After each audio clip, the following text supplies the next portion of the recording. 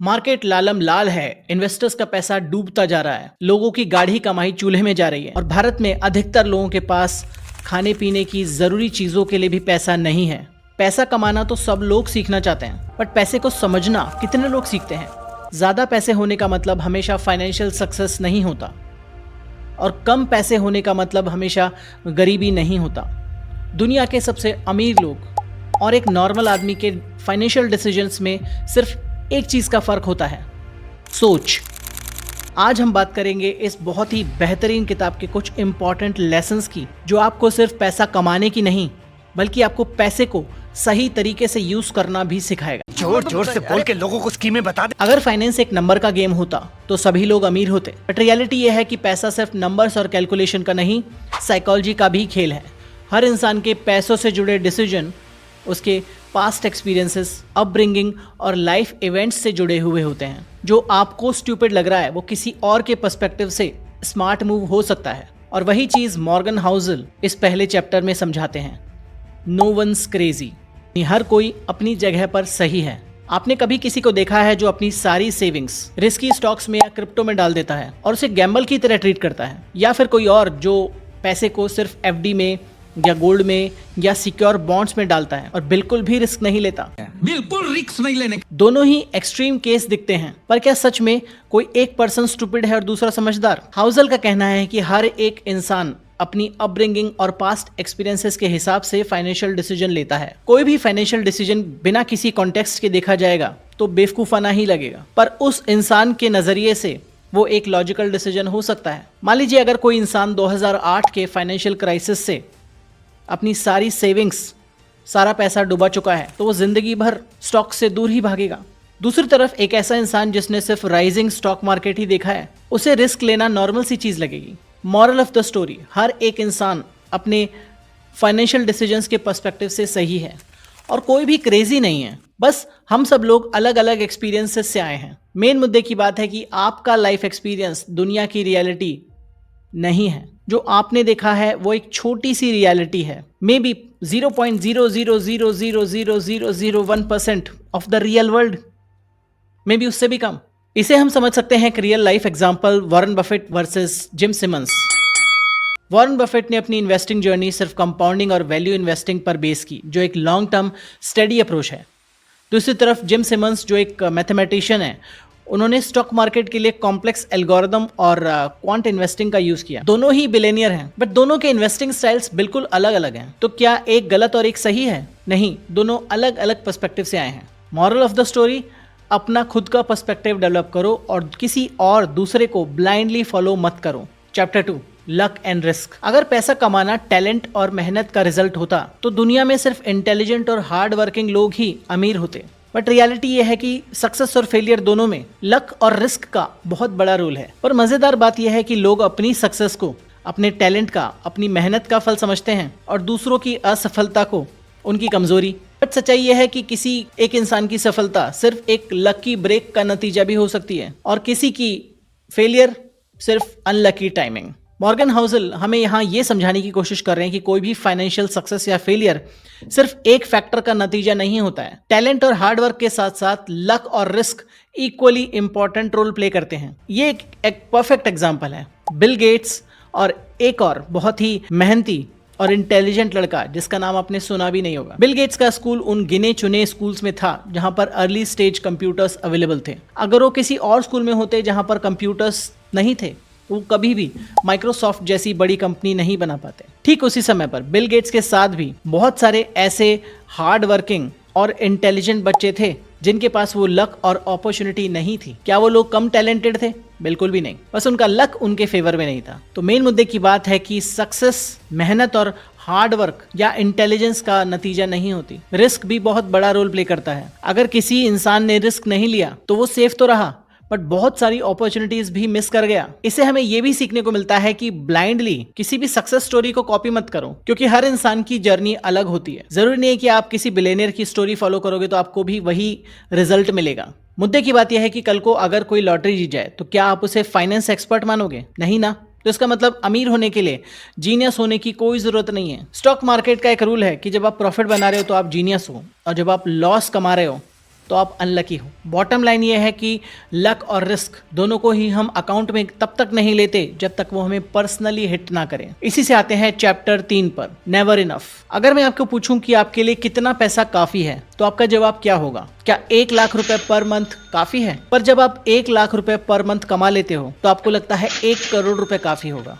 जब आप 1 करोड़ रुपए कमा लेते हो तो आपको लगता है कि उससे 10 गुना यानी 10 करोड़ रुपए काफी होगा। यानी आप 10,000 कमा रहे हो तो आप 1 लाख के सपने देखते हो, जब आप 1 लाख कमाते हो तो 1 करोड़ के सपने देखते हो, और 1 करोड़ से वो टारगेट चला जाता है 1000 करोड़ पर। ये लालच कब रुकेगा? मॉर्गन हाउसल इस चैप्टर में कहते हैं कि ज्यादातर लोग अपने लिए क्लियर इनफ या गुड इनफ का टारगेट कभी भी सेट नहीं करते। इसी वजह से वो हमेशा डिससेटिस्फाइड रहते हैं, असंतुष्ट रहते हैं कि मेरे पास तो पैसा है ही नहीं। ये चैप्टर हमें समझाता है कि इनफ को समझना और उसे एक्सेप्ट करना बहुत ही इंपॉर्टेंट है, और ये एक फाइनेंशियल स्किल है। बहुत से लोग सोचते हैं कि जितना ज्यादा पैसा उतनी ज्यादा हैप्पीनेस, बट रियलिटी यह है कि जितना ज्यादा पैसा उतना ज्यादा लालच और उतना ही ज्यादा असंतुष्टि। हाउसल यहां पर एक एग्जांपल देते हैं बर्नी मैडॉफ का। ये बंदा एक सक्सेसफुल बिलियनियर था, पर उसकी ग्रीड उसको एक इलीगल फाइनेंशियल फ्रॉड तक ले गई, जिसमें उसे अपना सब कुछ खोना पड़ा। तो इसका लेसन, जब पैसा जरूरत से ज्यादा हो जाए तो आपका लालच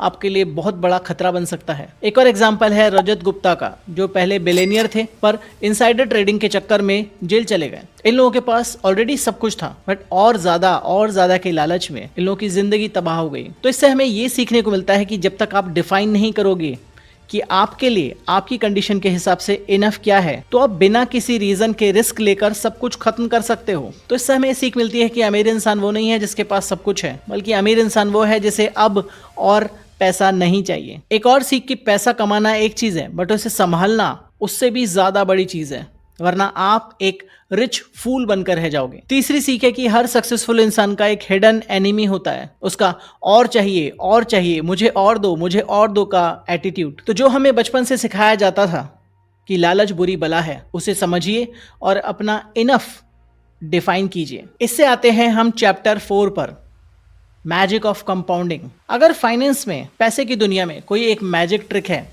तो वो है कंपाउंडिंग, जिसे आप इंटरनेट पर सारे फाइनेंशियल गुरुओं से रात दिन सुनते रहते होगे। पर आयरन ये है कि सभी लोग कंपाउंडिंग को जानकर भी उसे यूज नहीं करते, उसे उतना अप्रिशिएट नहीं करते, या फिर उससे जल्दी रिजल्ट लेने का एक्सपेक्टेशन रखते हैं। 25 दिन में पैसा डबल। मॉर्गन हाउसल इस चैप्टर में बताते हैं कि कंपाउंडिंग सिर्फ एक फाइनेंशियल स्ट्रेटेजी नहीं है, बल्कि एक माइंडसेट भी है। जो लोग कंपाउंडिंग को समझ लेते हैं वो लॉन्ग टर्म गेम जीत जाते हैं। फिर से उन्हीं व्यक्ति का एग्जाम्पल लेंगे, वॉरेन बफेट का। ले फिर आ गए।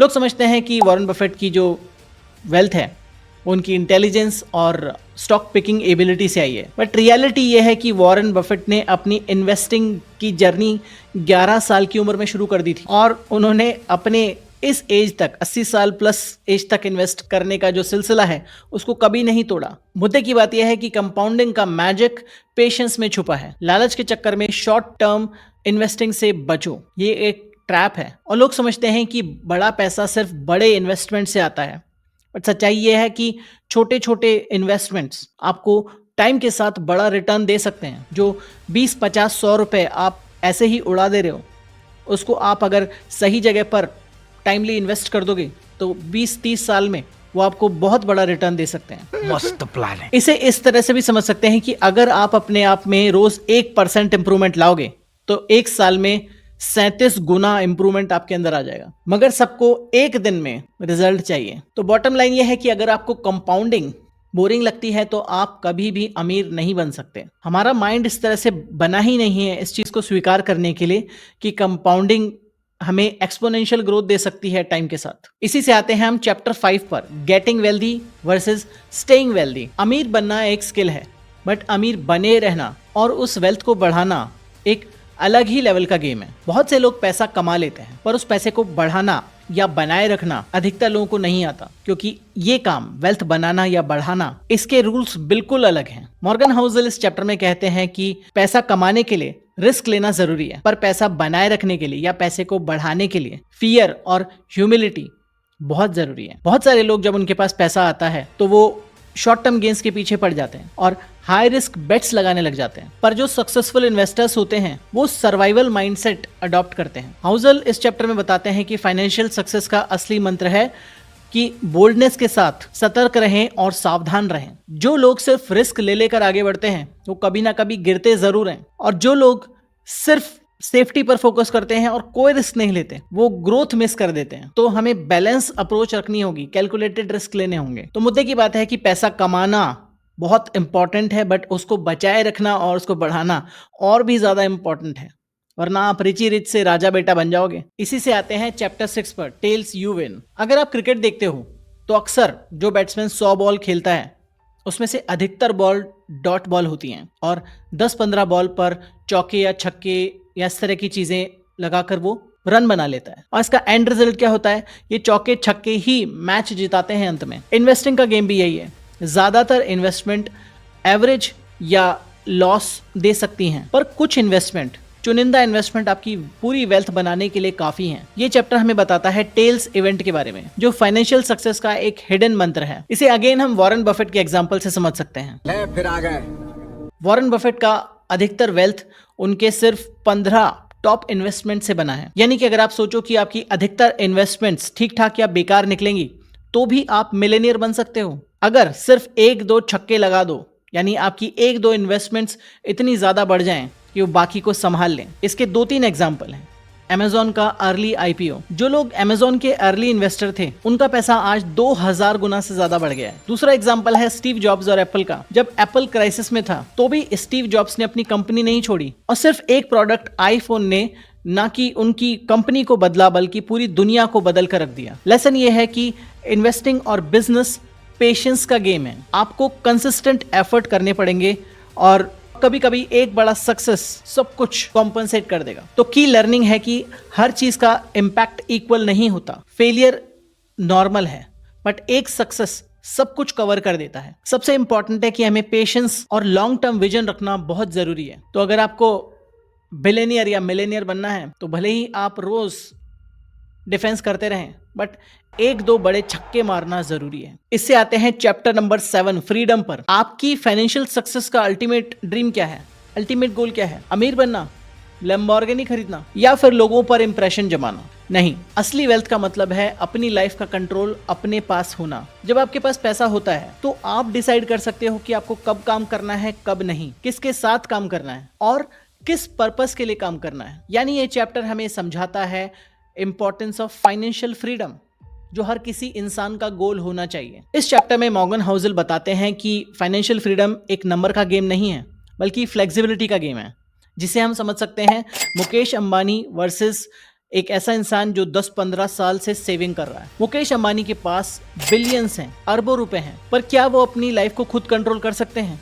शायद नहीं, क्योंकि उन पर इतनी बड़ी ऑर्गेनाइजेशन को चलाने का प्रेशर हमेशा रहेगा, उसे सस्टेन करने का प्रेशर हमेशा रहेगा। दूसरी तरफ एक ऐसा इंसान जो 10-15 साल से सेविंग कर रहा है, इन्वेस्टिंग कर रहा है, वो अर्ली रिटायरमेंट लेकर अपनी पसंद की जिंदगी आराम से जी सकता है। इसका की लेसन ये है कि अमीर होने का मतलब ये नहीं है कि आपके पास सब कुछ है। असली फाइनेंशियल सक्सेस वो है कि आप अपनी मर्जी की, पसंद की लाइफ जी सको। फाइनेंशियल फ्रीडम असली वेल्थ है। लैम्बोर्गिनी लेने के बाद भी अगर आपको आपके बॉस की डांट सुननी पड़ रही है तो वो शायद असली फाइनेंशियल फ्रीडम हो ही नहीं सकती। पैसा सिर्फ लग्जरी नहीं, फ्लेक्सिबिलिटी भी देता है। जितना जल्दी आप पैसे को सेव करोगे, इन्वेस्ट करोगे, उतना ही जल्दी आपको फाइनेंशियल फ्रीडम भी मिलेगा। तो जब आपके पास पैसा होता है, फाइनेंशियल फ्रीडम होती है, तो आपको मंडे मॉर्निंग की टेंशन नहीं होती और अलार्म क्लॉक भी ऑप्शनल हो जाती है। और असली रिच वो इंसान नहीं है जो गुच्ची पहनता है, बल्कि वो इंसान है जो अपनी मर्जी से रहता है। इससे आते हैं चैप्टर नंबर 8 पर, man in the car paradox. अक्सर आपने देखा होगा कि लोग महंगी गाड़ियां या डिजाइनर कपड़े इसलिए खरीदते हैं ताकि दूसरे लोग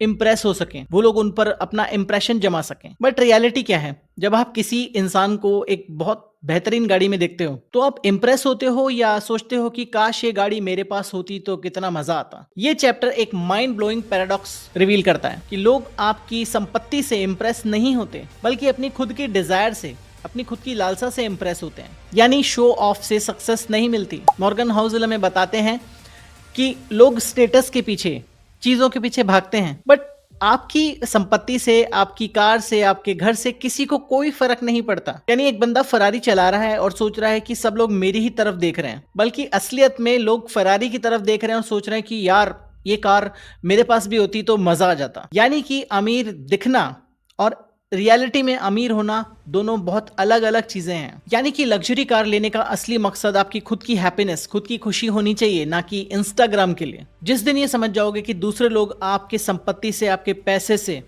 इंप्रेस नहीं होंगे, उसी दिन से असली फाइनेंशियल फ्रीडम शुरू होगी। इसी से आते हैं chapter 9, wealth is not what you सी।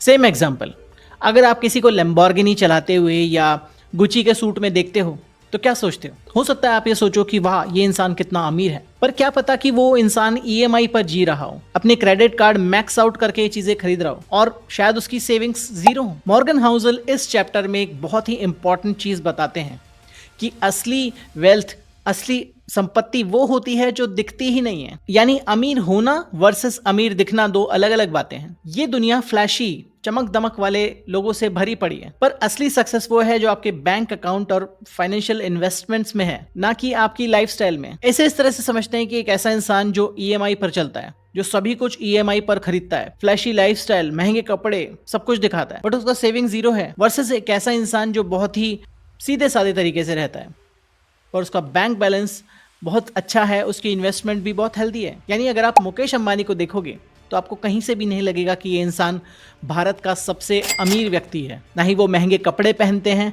ना ही वो महंगे जूते या फ्लैशी चीज़ें अपने पास रखते हैं, और सबको पता है कि असली अमीर है कौन। की लर्निंग्स हैं कि ज़्यादा कमाई का मतलब ज़्यादा वेल्थ नहीं होता।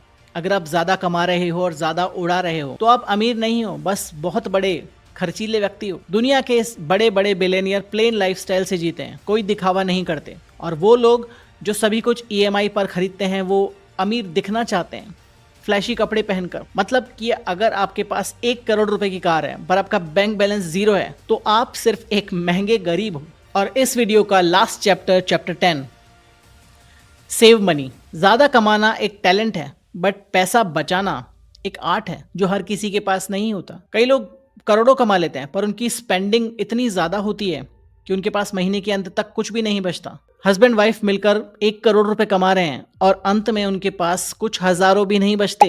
हाउसल इस चैप्टर में बताते हैं कि लोगों का मकसद हमेशा ज्यादा पैसे कमाऊंगा इस पर रहता है, जबकि ज्यादा पैसे बचाऊंगा ये आपको असली वेल्थ देता है, और आपका फोकस भी यही होना चाहिए। तेरे पास कोई और रास्ता है? इसका एग्जांपल है एक Millionaire janitor versus high earning celebrity. एक जेनिटर रोनाल्ड रीड ने अपनी पूरी जिंदगी सादगी से गुजार दी, रेगुलर सैलरी पर काम किया, डिसिप्लिन इन्वेस्टिंग और सेविंग की, जिसकी वजह से जब वो अपने लास्ट समय पर थे तो वो मल्टी मिलेनियर थे। दूसरी तरफ एक हॉलीवुड सेलिब्रिटी बैंकरप्ट हो गया क्योंकि वो सिर्फ दिखावे की जिंदगी जी रहा था और उन्हें सेविंग हैबिट्स डेवलप ही नहीं की। तो की लेसन ये है कि ज्यादा कमाना इंपॉर्टेंट है, बट उस पैसे को बचाना उससे भी ज्यादा इंपॉर्टेंट है। यानी कि अगर कोई इंसान 50,000 कमा कर 10,000 बचा रहा है तो वो उस इंसान से ज्यादा वेल्दी है जो 5 लाख कमाकर सब कुछ उड़ा देता है। तो मतलब saving is a habit, not one time event. जिस दिन आपने सेविंग को अपनी आदत बना लिया उस दिन आप फाइनेंशियल फ्रीडम की तरफ एक बहुत बड़ा कदम उठा लोगे। तो ये थे इस बुक के चैप्टर 1 से लेकर 10 तक। होपफुली आपको ये वीडियो पसंद आया होगा। अगर आप चाहते हैं कि चैप्टर 11 से 20 तक यानी इस बुक के बाकी के चैप्टर्स को भी हम इसी तरह से डिकोड करें तो इस वीडियो को लाइक कीजिए, ज्यादा से ज्यादा लोगों तक शेयर कीजिए और कमेंट में बताइए कि आपको पार्ट 2 चाहिए कि नहीं। अगर ज्यादा लोग रिक्वेस्ट करेंगे तो हम इसका पार्ट 2 भी बना देंगे। होपफुली चैनल को आपने सब्सक्राइब कर लिया होगा, अगर नहीं किया तो तुरंत हमारे चैनल को सब्सक्राइब कर लीजिए और मिलूंगा ऐसे ही एक और अमेजिंग वीडियो में यहाँ पर। तब तक अपना ध्यान रखिए एंड बी लॉजिकल।